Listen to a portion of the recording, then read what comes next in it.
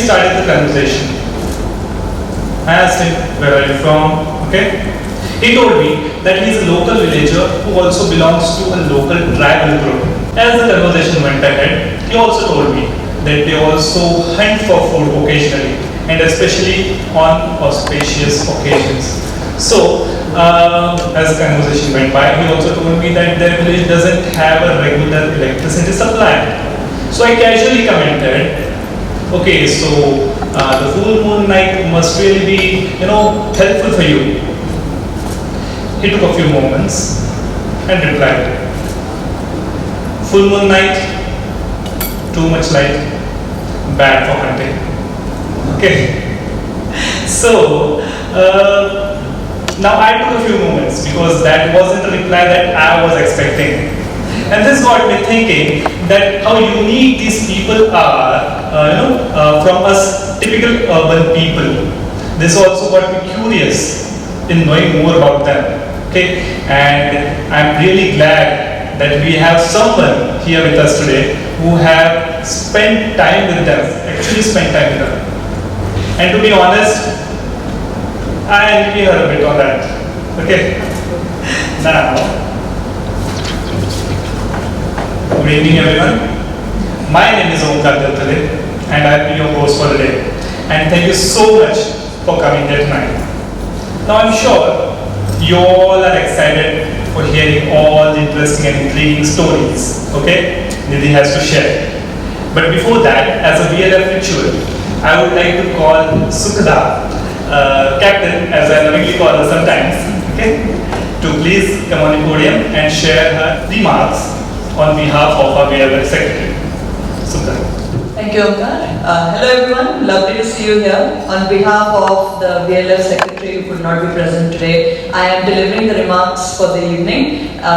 Today we are here to discuss an overlooked topic, something that we don't talk about, something that we don't know about. And we're very glad as a platform, as Vidarbha Literary Festival, to champion a lot of diverse topics, a lot of diverse causes in our run-up to the main festival that will happen in February 2023. So I hope all of you will be present for the run-up events that happen once every month. I'm happy to announce that on the 14th of August, we don't have an author for July yet, but we'll be confirming that in a bit. But on the 14th of August, we have a wonderful book, which is The Origin Stories of India States, right? So it's a lovely book, and on the occasion of the long weekend of 15th August, I hope you'll be here to join us for some lovely stories on how the state of Maharashtra was formed, Andhra Pradesh was formed, what happened to Nagpur, lovely story there. So hope we can see you there as we listen to a lot of stories about what happened to India and its states as we got independence. And moving on to everybody present here, please feel free to spot any of us in a black shirt if you would like to get associated with the festival. We're always looking for volunteers, patrons, sponsors. We love money. So if you want to fund us and if you want to get some lovely authors to Nagpur for the Vidarbha Literary Festival happening in February 2023, I would love to take that conversation ahead with you. Thank you so much for spending your time and joining us on this lovely monsoon evening. Thanks again and enjoy the session. Thank you. Thank you, Sudha. Now please put your hands together as I invite our dear patron, Senior Advocate Anand Jaiswal sir, who has always been guiding us not just with his spirit but also financially.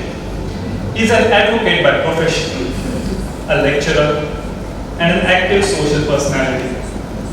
He was elected as the Secretary of High Court Bar Association and was also elected as the President of Vidarbha Cricket Association, both twice, because of his outstanding work and commitment.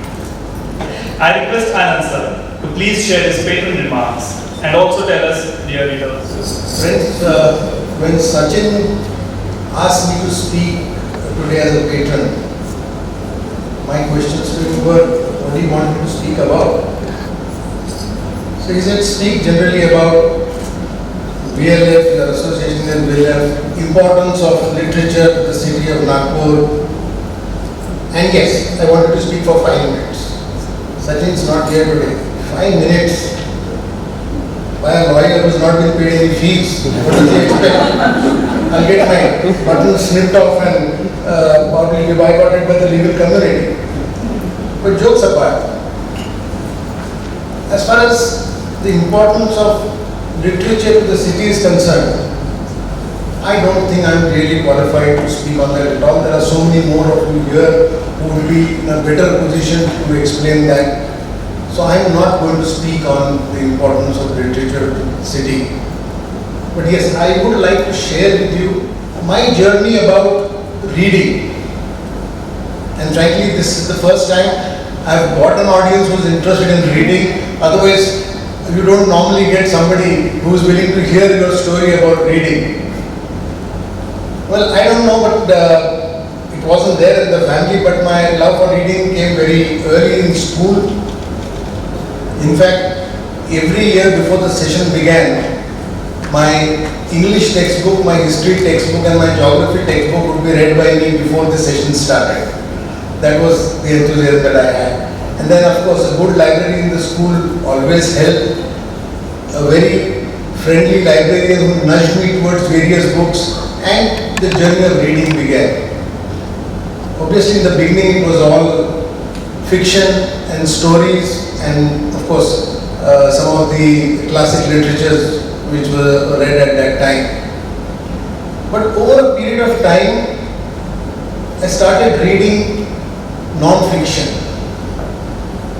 And I don't know about yours, but my journey with non-fiction I can trace back to one author, and that is Ayn Rand.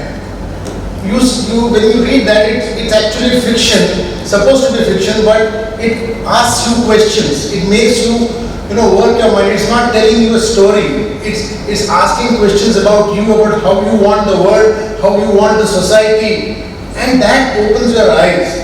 And then you start thinking that, well, reading is not only about hearing a good story or reading good language, although good PG Woodhouse is always fun, but it's something to satisfy your own curiosity which has come about as a result of reading.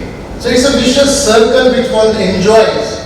That you read, more questions get thrown up, you want to read more to understand that. And as the time passed, I became more and more interested in non-fiction, specifically history, political science, a bit of geography, and of course current affairs and autobiographies were always there. Now, in the earlier days, when I was in school, college, well, you didn't have all this internet media, etc. Your only sources of books were the library or the odd bookstore which kept non-fiction, because a majority of the bookstores and many of the libraries kept only fiction because they were the only thing which was sought after, or textbooks. So therefore, a visit to Bombay or Delhi where more of such bookstores were there was always fun, and one spent a lot of time in these places. On an aside, yesterday my grandson for the first time visited a bookstore and had a ball of a time, and I really enjoyed that.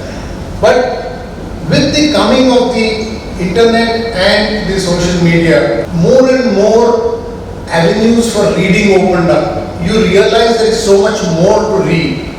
There are so many different views, the different points of views which can be read, and which you end up, I don't know, but when I read, it's almost like a conversation with the person who's writing it. And you take your own time, you digest it, you analyze it, you criticize it. So many things happen at the same time which cannot be done if you are seeing it on TV or you are seeing the film edition. No, it's no fun that way. It's much more fun when you can do it at your own pace. Because somebody may require 5 days to read a book, somebody may require 25 days. That's to each his own. But that pace can be determined by you and you can enjoy it all the way. Therefore, when I attended the VLF festival for the first time, thanks to Dugar, this was my first attendance to a literary festival, and I was literally like a kid in a candy shop. Should I go here or should I go here? Why are both these together? I want both of them. So that was the kind of things which were there, and I'm really looking forward when we can have that kind of excitement all over again. But the best part about VLF, which I would say, is that I realized that I'm not alone. Earlier the problem was that in your own circle, in your family, in your professional circle, in your friend circle, you don't find people who are sharing the same kind of enthusiasm about reading, about the topics that you are reading, you know. So it's quite a disappointment that you can't discuss it with others.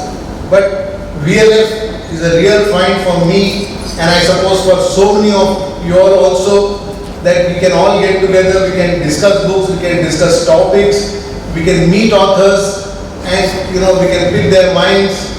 So as a patron, I'm really glad to be associated with VLF and would love to take it further from here. Thank you very much. With our literary festival, we love buying more books than we can read, and we always believe in supporting our author by buying the book. So Crossword, who is our partner for procuring these books, and they have extended a 10% discount on today's book, and VLF has an additional 100 rupee discount from our side. So the book is available outside for 260 rupees as you head out. There is a way to pay by QR code or by cash. So please feel free to pick up a book. Nidhi will be here to sign her book for you gladly. And without further ado, I hand it over to Omkar so that we can start with it. You're an amazing platform or social space, you can say, to connect with us, dear, fellow readers, especially in Nagpur.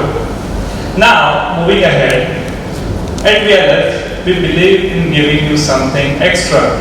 Okay, so we also believe in promoting local authors. So today we have Shri Naresh Kumar Bodwar with us under a special Vidarbha author segment, where we invite our wonderful local authors from Vidarbha to provide a platform and voice to them. Okay. So coincidentally, Shri Naresh Kumar also happens to belong to a tribal community and have made a name for himself in the area. He is a writer, a poet, and a social worker who actively organizes several social and cultural events. Two of his recent works include Dakhal Kharis, a collection of poems, and Me Malmor, a collection of 4-line poems. I would now like to invite Shri Naresh Kumar to the podium. मैं आपका ज़्यादा समय नहीं लूँगा कि I cannot speak English fluently. बाकी सब समझ सकता हूँ, बोल भी सकता हूँ, लेकिन थोड़ा ग्रामेटिकल मिस्टेक हो सकता है, इसलिए मैं दो language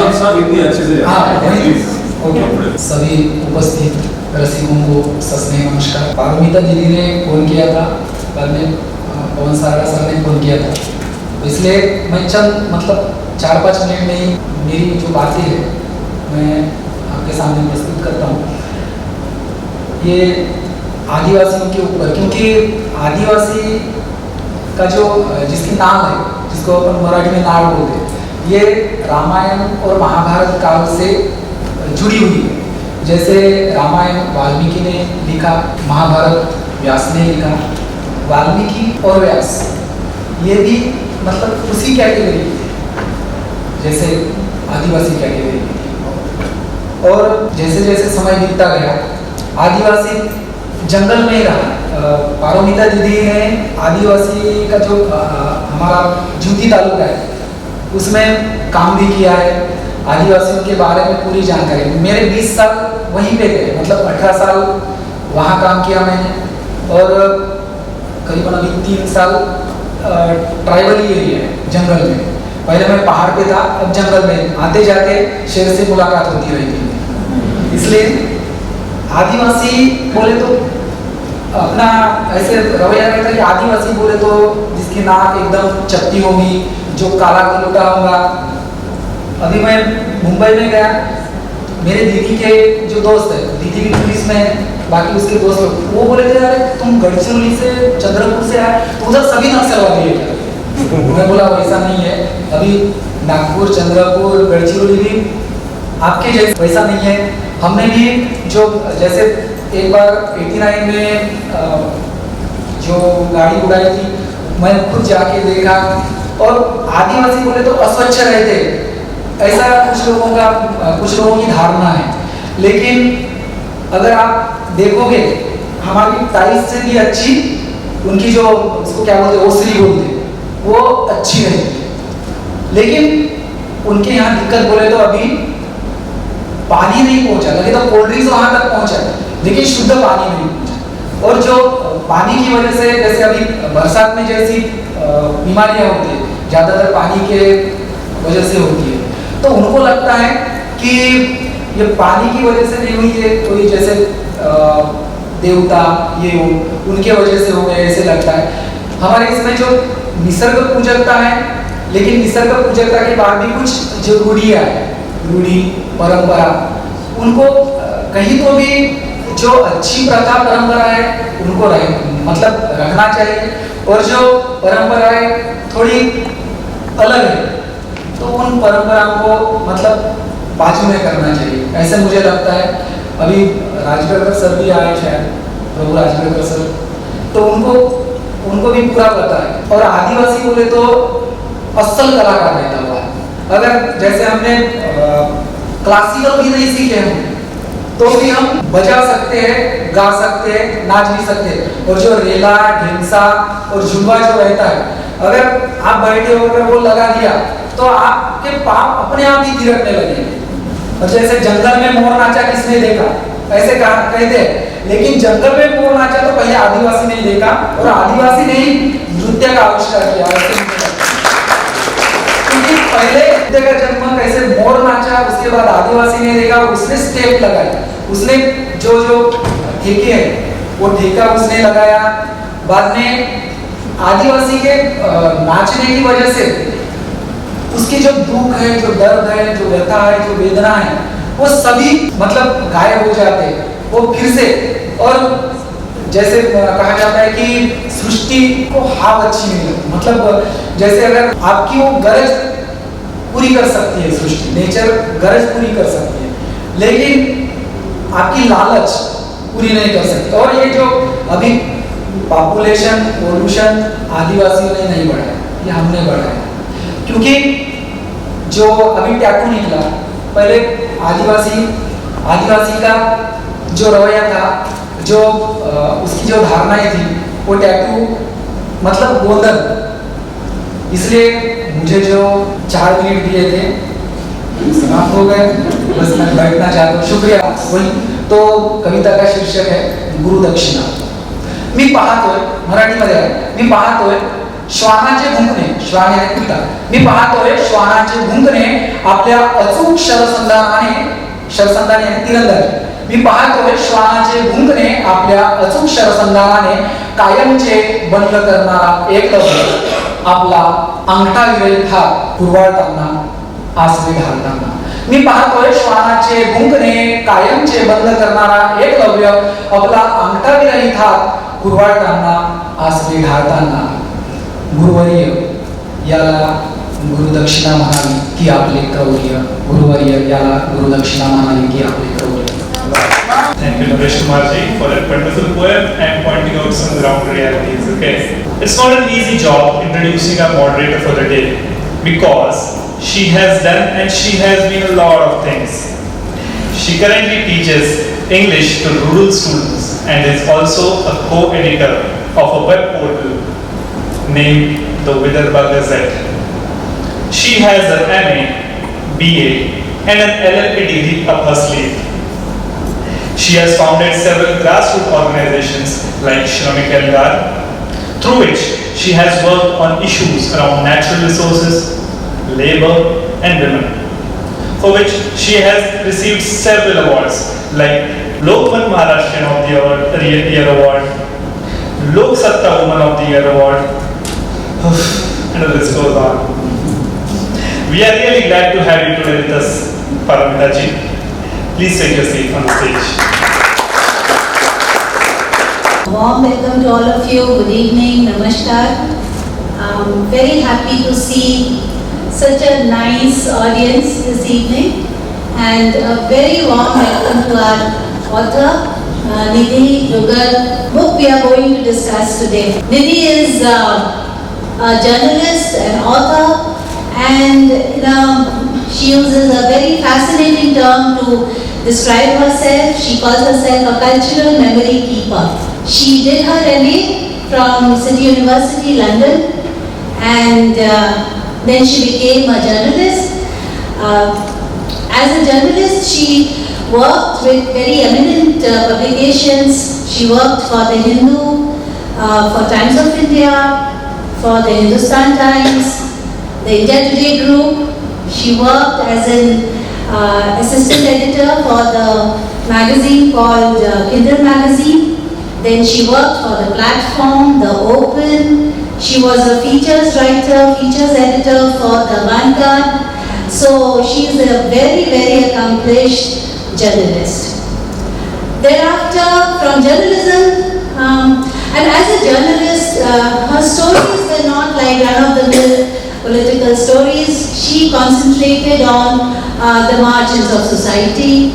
She wrote about subcultures, cultural oddities, and some of those themes and interests she carried over to her books as an author. Her first book, which was published by Penguin in 2016, was about India's lost professions. It was called The Lost Generation. And then in 2020, she published the second book, which we are going to discuss today, White as Myth and Rise, Stories of India's Isolated Tribes. And she told me that she's going to soon bring out the version for young adults. So the same book about Adivasis, the version for young adults is forthcoming. So we have a very accomplished, wonderful young author. And for me, the great, like the cherry on the top is that she's from Kolkata. So you all will have two Kolkata girls on the stage. There is really no other place where a book about Adivasis would be most relevant other than Nagpur. Because this city of Nagpur was established by the great Adivasi king of the Gond dynasty, Raje Bhakta Bulan Shah. And not only this, yes, we must remember Raje, and the Gond dynasty, people often forget, was one of the longest ruling dynasties of India. Certainly Central India owes its very existence, its culture, its architecture, its history to the Gonds and to the Adivasi communities. So certainly, I think that we are having this conversation in Nagpur. I think that's just wonderful, and there cannot be any other place to do it.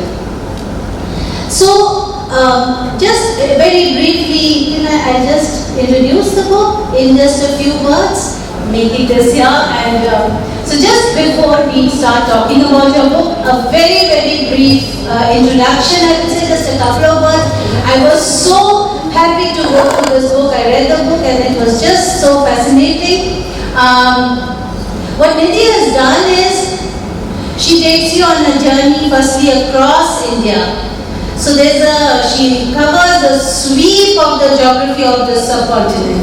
So as you travel with her through this book, you will visit so many different places, from Karnataka to Rajasthan to Meghalaya, Nagaland, Bastar, Nilgiris. And in every place, she describes a tribe, an Adivasi community, through the eyes of one person from that community. So you follow the life story of one person, and through the eyes of that one person, you see the whole terrain. You can smell the flowers, you can see the forest, the flora, the fauna, the issues, the struggles, everything that is happening to the community is presented through the story of that one person. She has a very lyrical way of writing, a very poetic language. She brings alive very small details which just makes the whole story come alive. She calls herself a cultural memory keeper, so I'm going to ask her to, later on, to describe this very fascinating term for us, because it was a new term for me also. So that is one thing that I would request the audience to hold on to. We want to learn that from her. The second thing is, this book is in a very unusual genre. Vidarbha Literary Festival is committed to non-fiction, but what she writes is narrative non-fiction. So it's a very specialized genre which straddles the two worlds of journalism and creative writing. So on one hand, she'll give you vivid poetic details about Adivasi life, Adivasi community, struggle, politics, everything.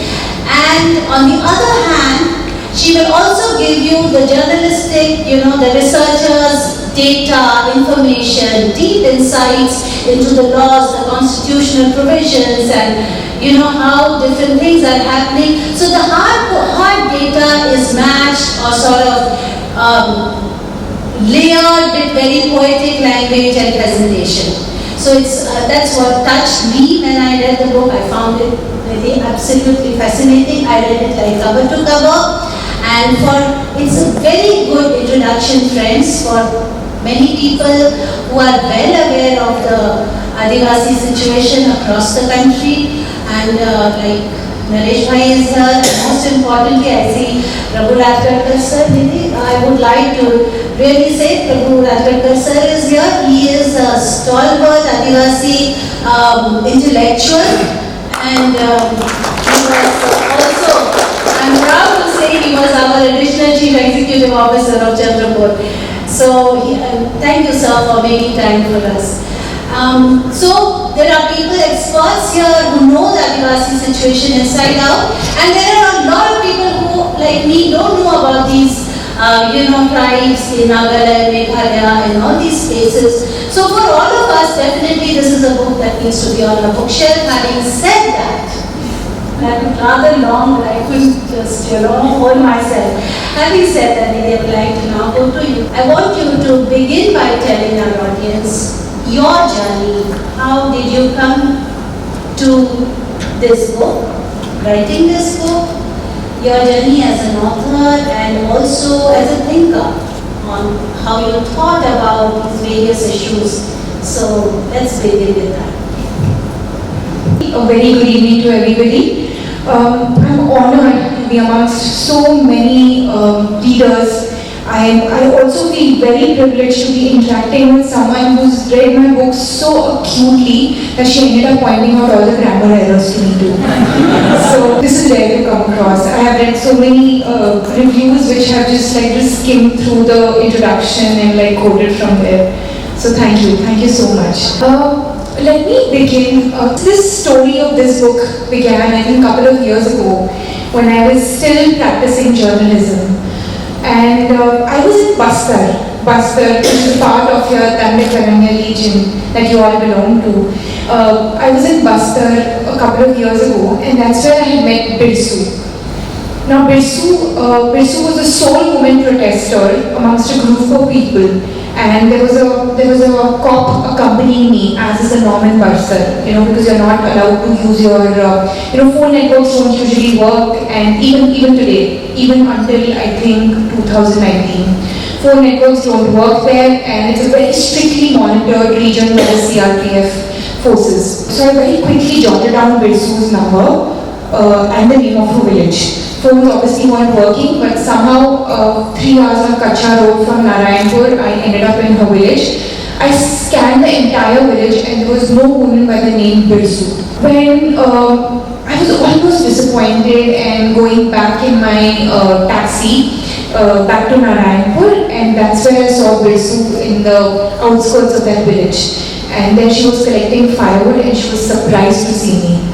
I'm like, everybody was saying that there was no one by the name Birsu. So, are you not Birsu? She said, I purposely gave you the wrong name because I assumed nobody would actually, tread all the way down to our village.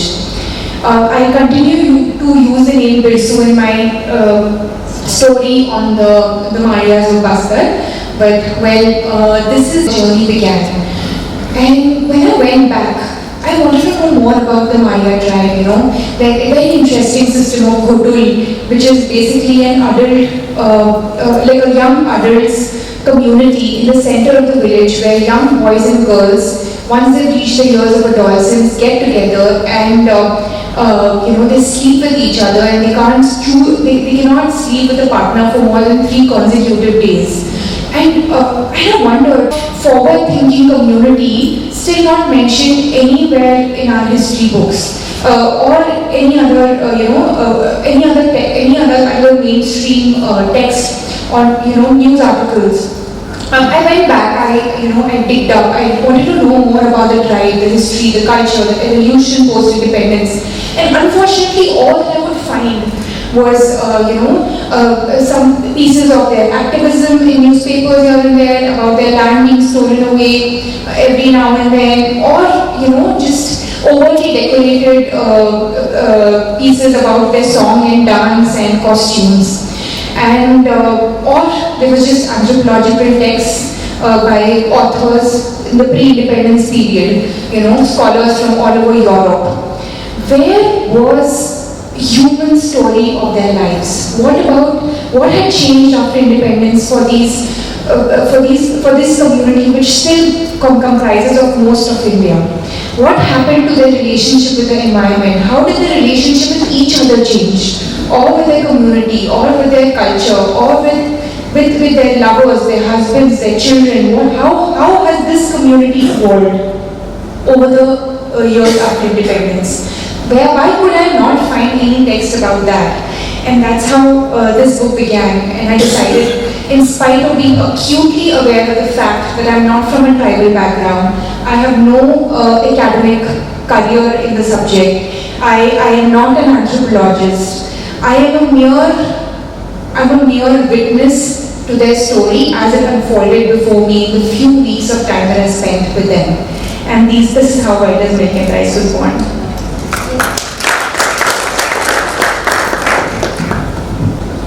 You described in the first few pages that you wanted to sort of map the emotional evolution of the Adivasi communities that you visited. And I just got stuck there because these words are very powerful. Emotional evolution it's something not very apparent, right? It's like evolution, we talk about a physical object, cities evolve and stuff like that.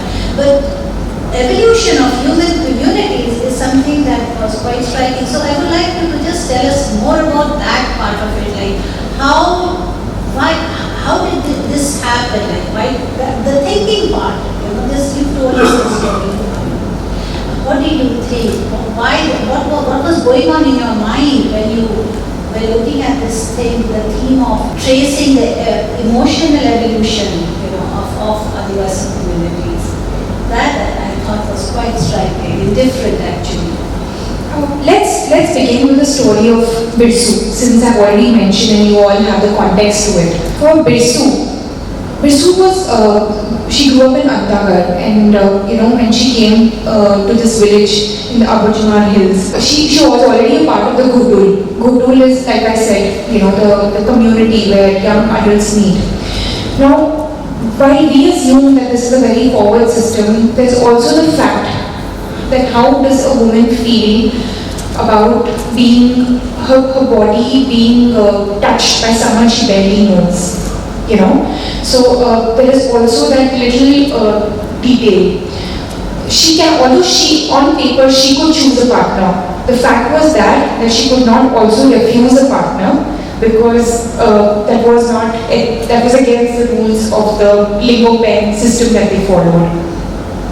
So this was a Gudul. The Gudul essentially held in all community work, and the evenings they entertained themselves by dancing, singing, and engaging physically with each other.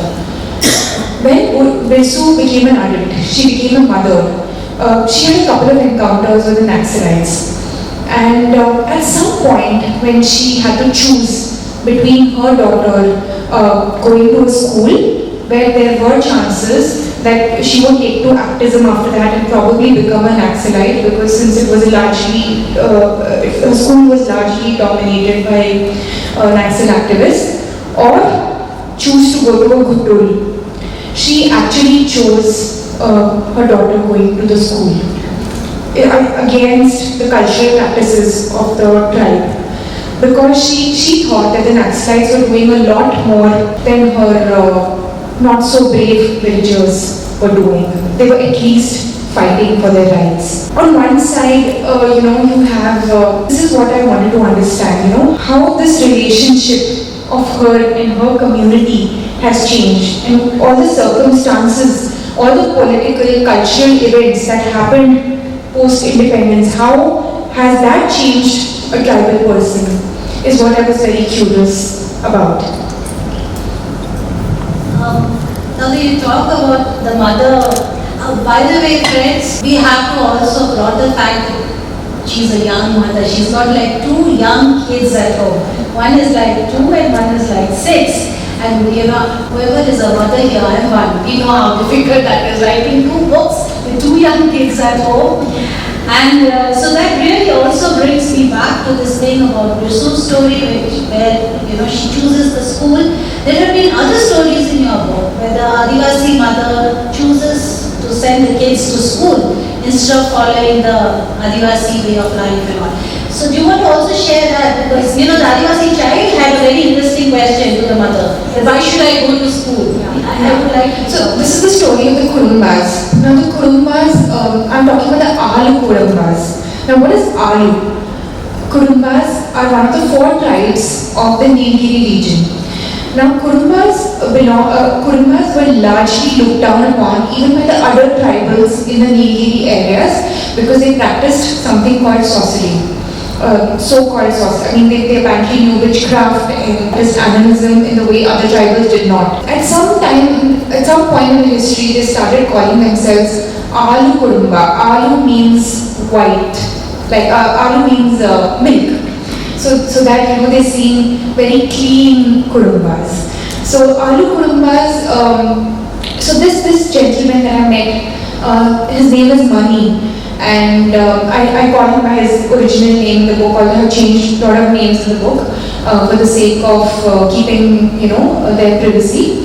So Mani became a rebel over the years, and he has, protested against the police of the region, and I wouldn't call him a Naxal, but he chooses to call himself a rebel. So when Mani was younger, he narrated the story to me of, how his mother, he was the first, he and his friends were the first generation Kurumbas to go to a school. And his mother said, Mani, you must go to a school. And Mani said, but why should I go to school? He said, you will learn about things there. He said, but I already know things. I know how to count trees. I know what medicine is used to cure what. I know about the Kurinchi flowers, which flower once in 12 years and make the mountains of Nilgiri purple. I know it all. And his mother said, you need to go to school to get a job. And Mani said, I will go to school. But the next day, he was ill-treated in school, and he was slapped by his teacher. And when he came back home, he found his mother dead. So when he backed out of school, but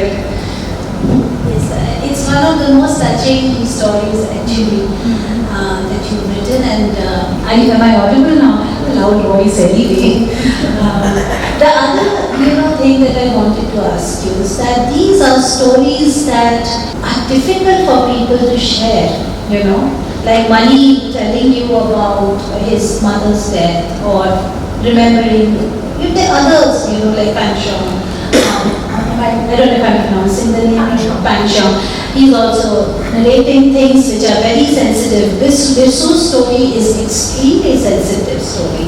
Where they are sharing about sexuality and so many other rather personal. So how did you get these stories from them?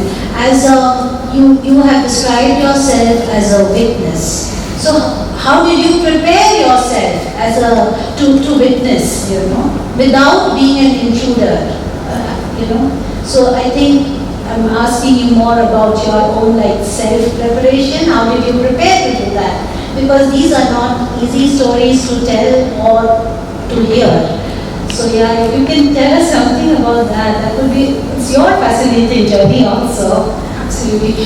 So when I was going to write it in a more conversational in the sense like it was my narration. I went there and this is what I saw and this is what he said, this is what she said, and some bits of history and facts here and there.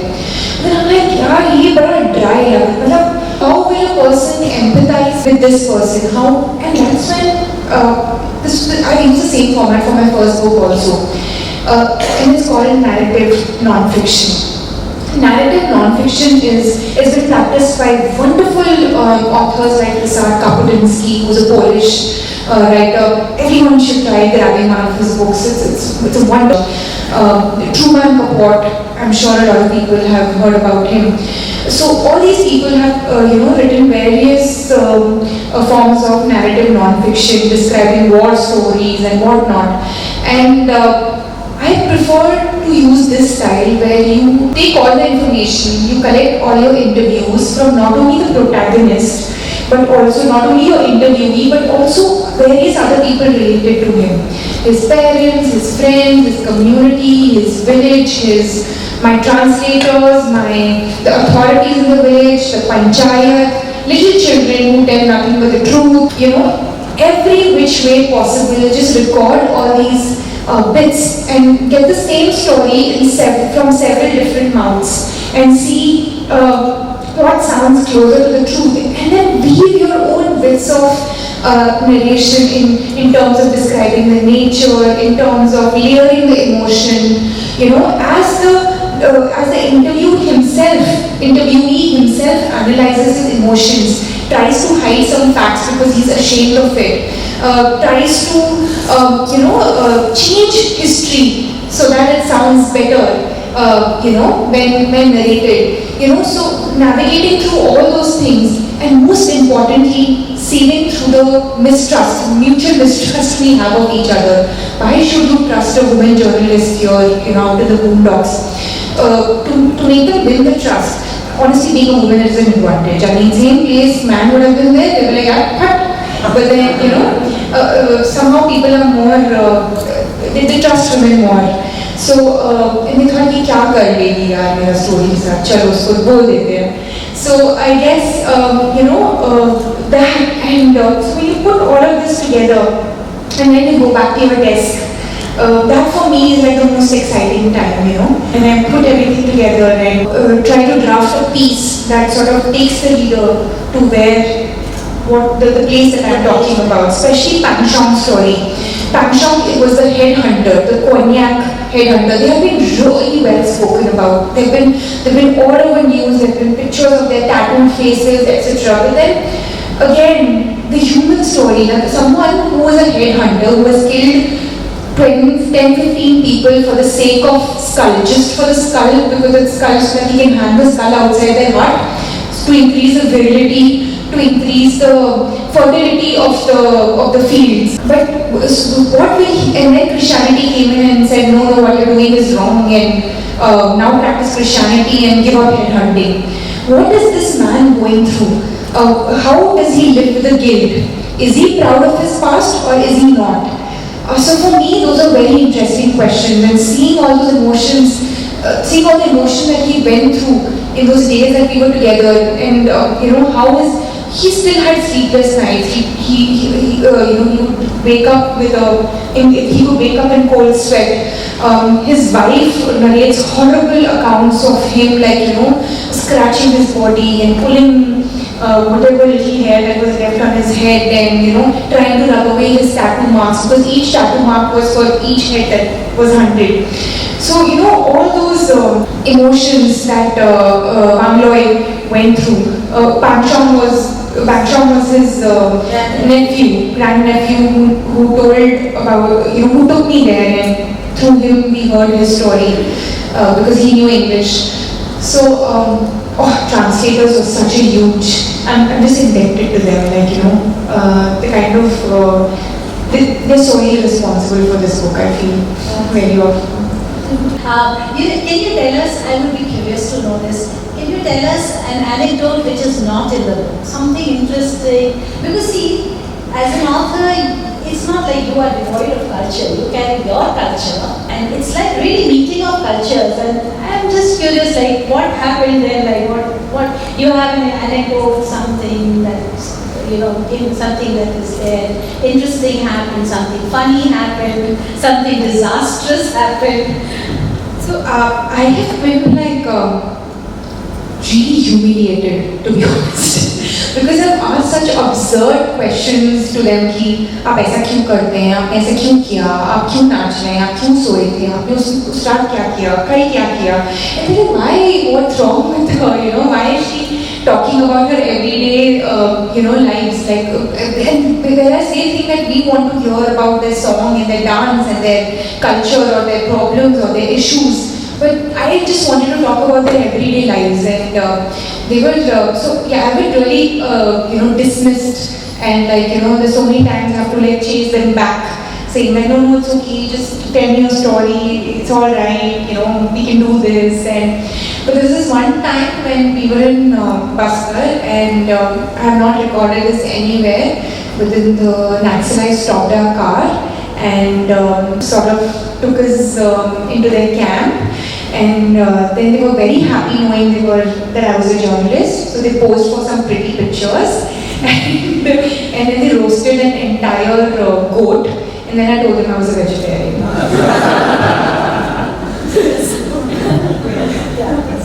So, tell me also about, the book that you have. How happy are you with this book? Like, do you think that you've been able to achieve what you set out to do? Were you able to communicate the entire emotional evolution through, the stories of 6 people, or something got left out? As an author, when you go back to that book, how would you say that, okay, I could do this much, and there are some other things I would do differently or bad or take away? Honestly, it's very hard for me to go and read my book after a year or to even go through it, and I think every artist from any field here would associate with this feeling, because it's like, oh my god, how could I? But at the same, that said and done, I mean, there's so many things I could explore more, Like, I remember I had this German intern. Germans, are incredible with their efficiency. It's on another level. I had done an internship with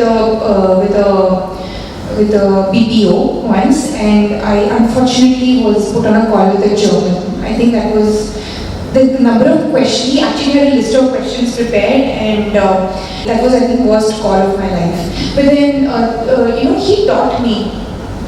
Somewhere, he was an intern and I was the editor, sub-editor of the magazine then, and he taught me how a story must be approached. Each story that you write should have a socio angle, cultural angle, historical angle, geographical angle, emotional angle, and political angle as well, and then to weave it all together. So there's something that you've always missed out. There's only so much 80,000 words can hold, especially what's lost in translation, because most of these tribes speak local languages. So, but that said and done, I'm proud of the fact that, I could do this, I was pregnant when I was traveling with my first book, and I had a kid. For this book, she traveled with me everywhere I went. She stayed with me in these places. So it does not matter. I mean, sometimes when I'm like, oh gosh, I wish I had studied anthropology and, added more to this book. There's so much to be done, so many layers I would understand better. But that's it. Again, so be it. Let this be the beginning of an anthropological research. And a conversation. And a conversation. Nidhi, did you bring photographs with it? She's a cultural memory keeper. So while she explains to us what that is, because like I said, this was a new term. I also requested her to bring photographs or whatever other artifacts you have as a memory keeper. And also, I would at some point request you, Nidhi, to read out something, for the audience, for our friends to understand, what is it, how you're writing, and whatever is your favorite passage that you think best sort of communicates the kind of book this is. So, unfortunately, these are not pictures of the cultural memories that I have, but then more of like a visual landscape that I was a part of the Marias. They're drinking Salfi. Salfi is a liqueur made from, from these leaf, and they're drinking it from the leaf cups. And this is what was क्या बोलते हैं इसे? Mahua. This is mahua, which is made from the mahua flowers. It's a very interesting story how this liqueur is made. जब वो mahua रात में गिरता है वो mahua, और सुबह सब पहले ना उन सारी गायों को बांध दिया जाता है, काउस को बांध दिया जाता है ताकि वो फूल खा ना ले. And as soon as it's fallen, these flowers are picked up and turned into a liqueur. It's become a very popular liqueur now, and they all want to go international with this, by the way. It's very tasty. Might I add? These are the marwa flowers. This is the Chambal Ramayans, Bihar जिसे कहते हैं, जहाँ पर हमारे Kanjar is the tribe which was tagged as a criminal tribe of India by the Britishers not so long ago, and a lot of these conjurers are still involved in truck lootings, etc. discreetly, and they have an incredible network, incredible method in which they use lizards, dogs. They have several ways of digging into a house and getting in noiselessly and killing a man in one stroke. So I had met a conjurer who had surrendered when Vinoba Bhave, was going around and with the help of in the land. Yeah, correct. तो उन्होंने तब surrender कर दिया था. So he very openly told me about his story and the little secrets of the tribe, which is supposed to be actually very, very secretive. But it was wonderful. You must read of Nagaland. And so I think 90s they used to hang human skulls, which they hunted. Now all those human skulls have been buried thanks to Christianity. Missionaries went and have managed to convert 80% of cognacs into Christians from animism, by the way. Shocking. But so now they're allowed to hunt. So this is one of the communities which is allowed to carry a gun in India, and these guns are made rudimentarily in their own homes. And even the bullets are made by them. So they are allowed to carry guns for the purpose of hunting, and they still hunt and for the sake of the virility of the community. This is also from Nagaland? Yes, not my pictures, but then these are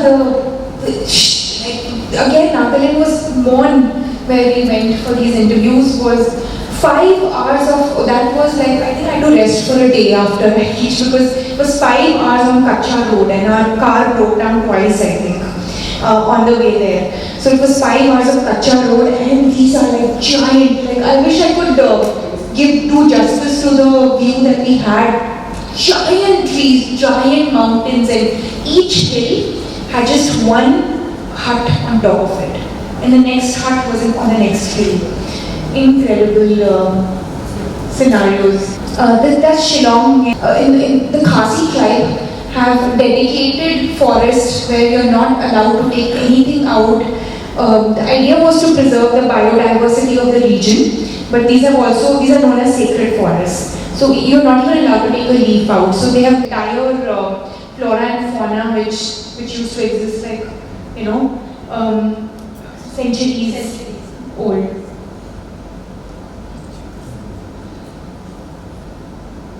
These are orchids which Khasis love, growing in the wild.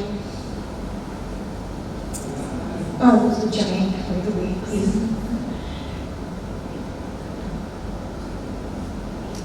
These are mushrooms. These are all in Meghalaya? Yeah, on Meghalaya. I wasn't allowed for the sake of respecting privacy of my protagonists and my interviewees, I wasn't allowed to show you all pictures of them, but then those are also very touching and moving. There were a lot more pictures which I wanted, those little artifacts and culture. Unfortunately, we came up with this idea very late, and I couldn't take them out for you all. Thank you for the pictures. I think those pictures are wonderful. Did you all like it? Live age. This story is of the Halakis.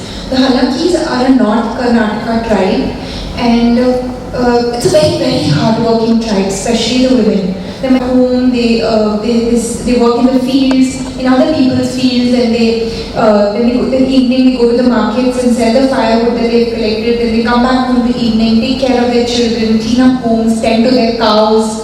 Very hard-working community, and to see through the dullness of the day, they sing. They sing songs to, to just kill the everyday mundaneness of life. And this piece is about she is not Sukri, but then Sukri is a Padma Shri award winner because she has taken her songs and a form of activism, requesting government to ban spurious liquor or to, for education of women in turn. So this is a piece that she narrated of her childhood. This morning, minutes after the first light pours onto the beach, Sukri walks out with a mud pot and a knife. Her mother, with a few other women from the village, must have already reached the forest to gather wood. At the sea, the water still has a beach shot. The waves open out as they rise, white rolls unwinding, smashing against the rocks, sand, the broken boat and the lighthouse far up on the beach. Soon, women in short saris that fall just below their knees pick the stockfish in a palm and let the water run through their fingers and deposit slippery fish in their pot. Most people pick up crabs, while some chip away at the mussels that cling to the coastal rocks. Other girls from Sukri's village join in. Gauri, who sits beside Sukri, is to be married soon. She will come of age any time now, and her parents are already exchanging gifts with the groom's family. Parvati, dislodging the tiny mollusk from her shells, complains, "I want to get married tomorrow. All my friends from the village are married." Sukri's mother had told her that their father had chosen a boy for her, but all Sukri really wanted to do was go to school, use paper, pen, and ink pot to write long verses. She wasn't sure what she would write, but the pages would be filled with blue ink. Words are unnecessary, her mother insisted. We work in the fields and forests. What use are words to us?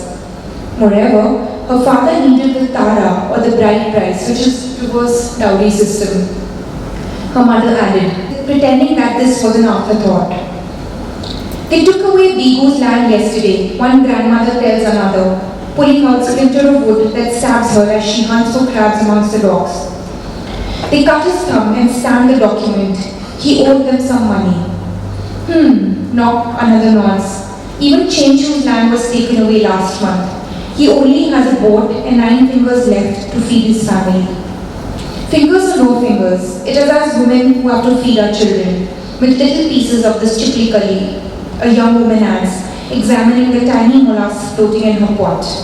The men can go sight at the wine shops on the highway.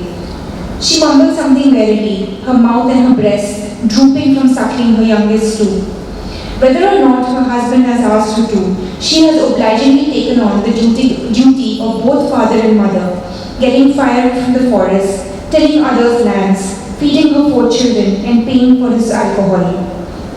He is the man, so he is the master. It is the way it should be, she says. The young woman shrugged. Sukri thinks of her father, who has already sold half of his land to a Nadagaru man. Last night, when he did not come back home, her mother asked her to go looking for him at the toy shop. Sukri had sat beside the boat instead. It wasn't for scorekeeping or revenge. It had taken on a redemptive implication for her. She wouldn't have to refuse paying for his liquor then.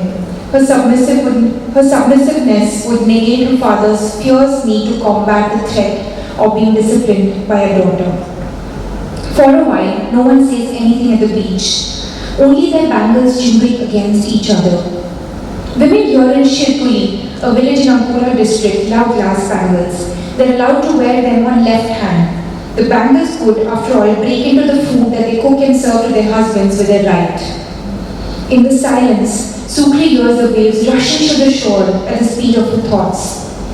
She watches the sea release tiny armies of crabs which quickly rush back to the sea, where the threat of being washed away is equal to the threat of being killed, where the most fragile of living flesh must withstand the waves that are strong enough to change the shape of an abyss and move continents. But again, Sukri and the mussels and oysters and barnacles all owe their lives and their food to these currents. As she works, she slowly starts humming, mostly out of habit. The others begin to hum too. They, the Halaki tribals, sing so often that they don't realize they're doing it. They sing when they're content, when they're anxious, when they're sad, many songs in the same tune with no formal knowledge of music. That's how their tone goes. The song is about a group of women on a boat with sun looming over it and the boatman rowing it into the sea. Sukri secretly hopes to get on one of these fishermen's boats and travel to faraway lands. Everyone sings along as they walk about these women of Konkan coast who always carry chenche, a bag that holds their favorite pastime of betel leaves and areca nuts chewed between those hours of work. The bag is also used to hide money or precious objects like a small piece of gold. The women continue singing about the valuable chenche bag which suddenly slips into the water. The disheartened women of the song beg the boatman to dive in and find it. This bag is so precious that in return, a woman promises him a kalura, her silver toe ring, her sign of marriage.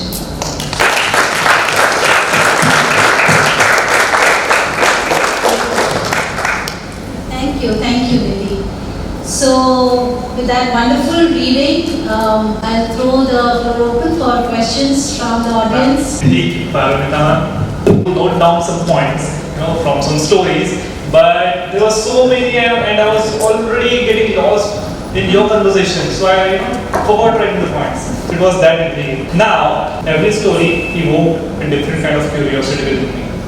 And talking about curiosity, now we'll be moving on to our question answer round. But what makes a good question? इस सवाल में भी एक सवाल है. So it should be crisp, clear and concise, okay?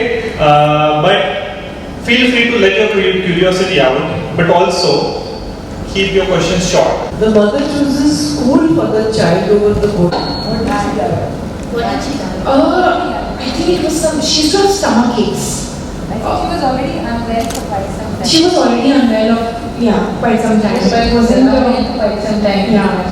Those 6 typologies, I mean the 6 tribes that you selected. Other people. Like amongst these 6 tribals whose stories I write about, there were also other people who were interviewed. But these 6 stories just, were the most eloquent, or the interviewees were the most open, or there was the most amount of data I could get around them and their lives, so that could help me explain to my readers.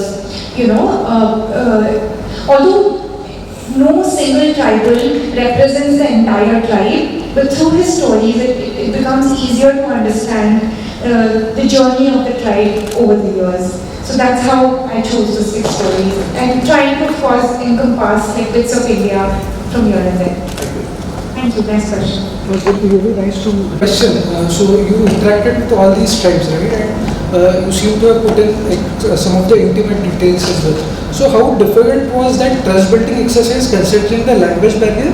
And I also wanted to know what kind of team you had on the field, because being there, like living there and staying there for a long amount of time, or also the timeline involved with. And also she was very eloquent, since she was an artist, she was already an eloquent speaker. Someone like, Kurumbas and the Marias and Kanjars, all these 3 tribes, it was very difficult to navigate the mistrust, The first thing that they start out with, like, okay, if it's a journalist, I need to talk to them about my issues and the tribe's general concerns or what they need to take to the government, etc. You had to, just hear that first. So, hear that and then, drink hooch with them. That really helps. That immediately helps them open up and sort of like yeah. And I just sit where they chug. That is like one of the tricks I have up my sleeve. But apart from that, generally I think it is. I'm a good listener. I ask lesser questions and I let them talk more. And at some point, they start talking, they start giving away. And that's when you pull more out. So I guess with Kanjars I took about 4 weeks, 5 weeks. With Kurumbas I had to go back, 2-3 times to Manjuni, Kurnool basically, to get enough out of them because they were extremely mistrustful. Even as a tribe, they did not reveal their medicinal practices or their sorcery practices. Nothing is their charms or their real secrets about the tribe. Very, very, very secretive. In fact, we have some scholars from the West, especially like Germany and I think Sweden, just researching on their secrecy and what how they practice this secrecy, and so it's very interesting, especially with the Kanjars. There's an author called Anastasia Pilarsky, who's done a wonderful paper on the secret keeping method of the tribe, the Kanjar tribes, and so that is the process that and then of course you have your recorder which you keep on all the time, and then you're making notes. Sometimes you're making mental notes. You are constantly keeping a watch out. You're speaking to other people so that the story corroborates. So there's no team really, it's just you. Just me and often the translator who they already trust. That's your answer. So I think that is the first step, because say for example, Kurumba tribe, I had another rebel who I knew from my journalism days. So that sort of helps you. But often to get the more humane sketches, sometimes even they need to be out of the picture. And sometimes they're just blabbering in their own language and I'm still taking notes. Do you think you have let your biases? Please hold your mic close so we Sorry. can hear you close. Do you think you've let your biases or can't see you. activity creep into the stories you've written, or do you think your own values or belief systems have played a role in the way you've made sense of your research data, the way you've presented them in the form of this narrative non-fiction? One of the first things I taught to us, I had done my MA in international journalism, and one of the first things that was taught to us that it's impossible to keep a story unbiased, to keep a narrative unbiased, because it's always coming from some bias towards, some element. Like I am biased towards women and women's rights. So there are times I feel like, I'm more dismissive of the men in the story than I should be. And types, But that said, the reason I pulled myself out of the narrative and let my characters speak without color, without discrimination, without any biases, and record all forms of outlooks on the same story is so that I could, I was empathetical of someone who was killed people, the fact, I just wanted, empathy was the single most important thing for me. Empathy or just listening or just letting them tell their own stories without, So was that a subtle hint towards the fact that women were mostly dominated? I mean, what is it like for women? How different is their life from the lives of urban women? Like, is there the normal subjugation and domination? Is man the more dominant one, or is it equality or the other way around? Because it's a matrilineal society. Now the assumption here about the matrilineal society is that they're also matriarchal. मतलब women dominate करती है men को, but that is not true. Matrilineal only means that the wealth is passed on from a grandmother to a mother to a daughter. But this happens only after the signature of the mama, the uncle, the mother's brother. The panchayats in the Khasi society, which are known as the village councils there, don't have a single woman member. So the women are not only the breadwinners because they have to look after their parents and their kids, they're also the bread keepers of the society. So ultimately they're taking care of the children, they are earning the bread, And Meghalaya has one of the highest cases of divorces, and first or second highest cases of alcohol and drug abuse in India. Because the men don't feel that they belong, since they move to a wife's home, they don't feel, they don't associate themselves to them, and nor have they given birth. So, the kind of empathy that the mother has for the child. So they feel out of place, and they're not even ultimately, getting the inheritance. So what is this for? And it's a complicated system. I'm not the one to right or wrong, but it's complicated. And when you talk about the other women of other societies, where the fact is that men have taken the unfortunate burden of the societies changing very rapidly for them, They were pushed to the boondocks when all the invaders came in, be it the Mughals, the Afghans, the Turks, the British, the Portuguese, the French, and all their livelihoods were taken away from them. And they were pushed deep into the forest. And now they're being pulled out of the forest at a pace that they cannot handle, and being brought to the mainstream, or still the fringes of the mainstream, and being forced to adapt, and they cannot. So then they take to alcohol. And they've lost their single means of livelihood, the forests and the fields that they depend upon. So, and women meanwhile give birth, they have to take care of children, so they are the ones handling the burden of the society. You're writing well a question.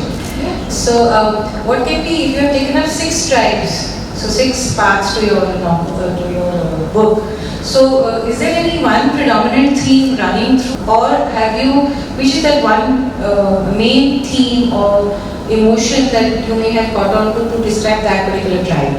Is there any such thing in your mind? Is there any such thing in the book? Some common themes maybe.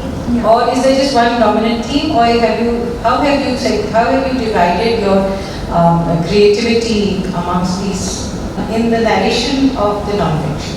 Realized after I finished writing, and when I was sort of working on the introduction and going through my stories again, the single most important running theme through the book is how the man's relationship with the environment has changed over the years. How he interacts with the trees, the flowers, the birds, the animals, how he treats the mother nature, how the changing of the mother nature has changed his own relationship with his people. Them being deprived of the forest produce that they depended upon, whether they depended upon the freshness of the produce, or taking just what was needed and not more than that. I think that is the whole equation, and the constant coming in and out of the nature through the stories, whether it was the sal trees in the Basta story, or the mahua trees in the Basta story, or the Shola ecosystem in the Nilgiris, the sacred forests in Shillong. Every story has a interaction with the environment, and I think we were discussing this before the event started, that has sort of become the point of focus in the book, because that has what changes as a society today. You try to study the Parthi community, it's very predominant in this Vidarbha and Marathwada regions, and they were erstwhile royals, and now sort of new Adivasis or new tribals. So do you have any reference to that? I think Parthis were also tagged as one of the criminals. Help me tell them, and it was easier to get to the Kanjar community because they have a very organized system of functioning now, and they have people who are representing them at the government levels. So it was very easy to crack that, but Parthi I could not. My question is related to what to describe yourself as a cultural memory keeper. That part could not be covered, so I would like to hear about it. And she had this big Godrej almirah, like those steel almirahs in her room. And I remember as a kid, every time she opened the almirah, all the kids in the family would just rush and sit around her, because out of that almirah would come out, rolls of zari, of gold and silver. There was, there was this old sewing machine, single sewing machine. Then there were spools of threads. From with textures which I haven't even heard of these days, and then there was this one strange looking ice cream scooper sort of a thing which she later told, and we would just be shocked every time she told us that this was used to scoop out goop from her ears. So, these little things, and as I was growing up, it sort of became ingrained in my, memory, because I spent so much time, and she used to tell me about these rat catchers back in Rajasthan where she grew up, and these lamp lighters who would come in the evenings and light the lamps with these long poles, and at the end of it there used to be a little fire. They would light the lamps, and in the morning someone would come with a flat end to that pole and put the fire out. So this was, and those professions, the telephone operators and a lot of these things. So when I moved to Calcutta, in Hyderabad you don't really see such things in your everyday life, but when I moved to Calcutta, somehow the cosmetic layer that exists between the old and new in every city, like how you have your old Nagpur, which I went today morning, the new Nagpur has that cosmetic layer, but in Calcutta, everything is just intertwined. You see the descaling of the chicken to defeathering of the chicken to cooking of the chicken to chicken being served on your table. Everything is before your eyes. Everything is out there, dirty, clean, everything. So that's when I saw those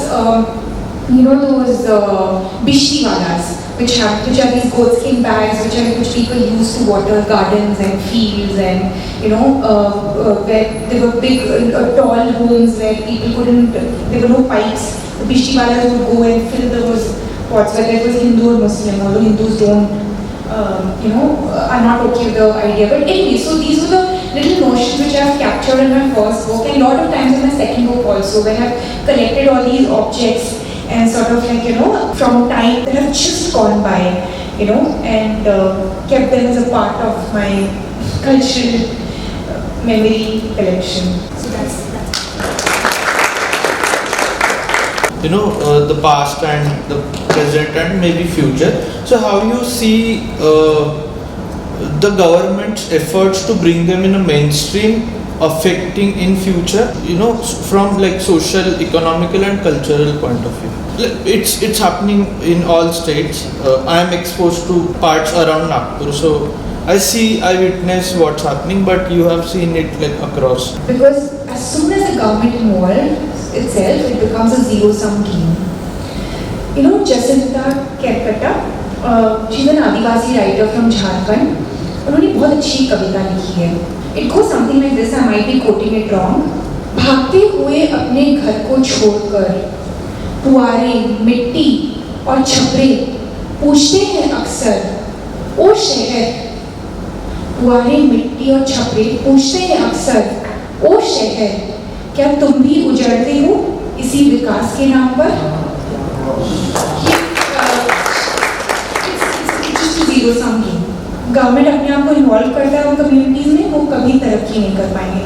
और तरक्की क्या है? What is तरक्की? वो is education तरक्की? Education में हम when we are as a society wanting to go back to more open land, और हम कोविड में हम सबने रियलाइज किया हमें और खुली जगह चाहिए सांस लेने के लिए, खुला हवा चाहिए, फ्रेश फूड चाहिए, ऑर्गेनिक, सस्टेनेबल, है ना तेना, ये सब हमने सुन लिया है. पर हमारे आदिवासी तो ये ऑलरेडी कर रहे थे ना. तो क्या चीज़ के लिए तुम पानी दे रहे हो उसे, और इलेक्ट्रिसिटी दे रहे हो, और पढ़ाई दे रहे हो, और या हेल्थ दे रहे हो? Call me a sadist, but I think man is supposed to die when he's supposed to die and maintain the population of the world. Now we'll be taking the last question. I would like to say something about the rise of Draupadi Murmu, possibly the highest constitutional post in the country. Would you like to say something about that? How does that look in the light of what you have seen about tribal women? Thank you. That was a smart answer. वो लोग अपना ही खेल रहे You told about the girls in the Ghutul not having a choice about having to change partners every 3 nights. I mean, it's not their choice. I mean, we think it's street to street with people. For the women, it's forced. So, male domination exists, and the women have no voice or say or expression. It's not as simple as that. This is a very complicated answer, and it cannot be simplified to male domination, to women's subjugation. It's not that. It's just about various layers of emotions that exist in, amongst both the genders and their relationship. You have to read the whole story to understand the complex layers in that.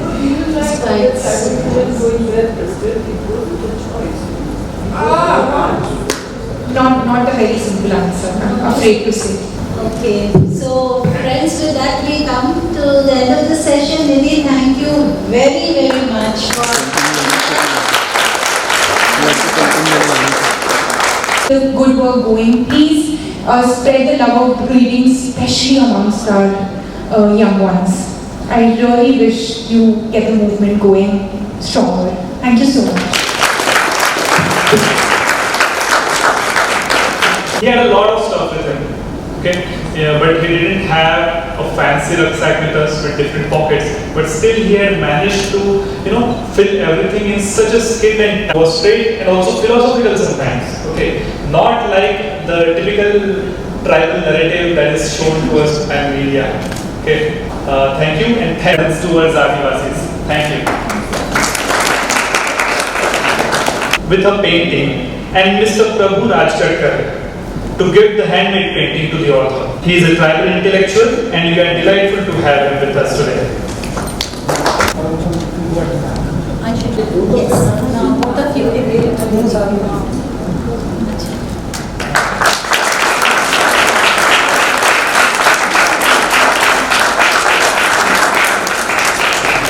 She finished reading her book along with her studies. She finished this book. On behalf of the entire VLF team, thank you so much.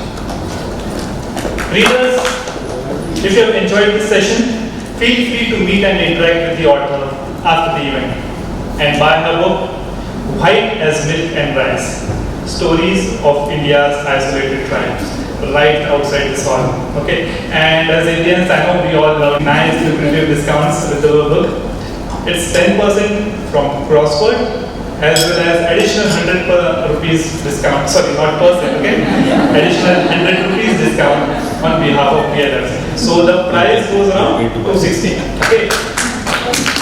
But the additional bonus is that in Nagpur, how often do we get a chance to get our book signed from the author herself? So I want you to make the most out of this opportunity. Lastly, thank you so much for hearing me out so patiently. Thank you for me, sir. Thank you.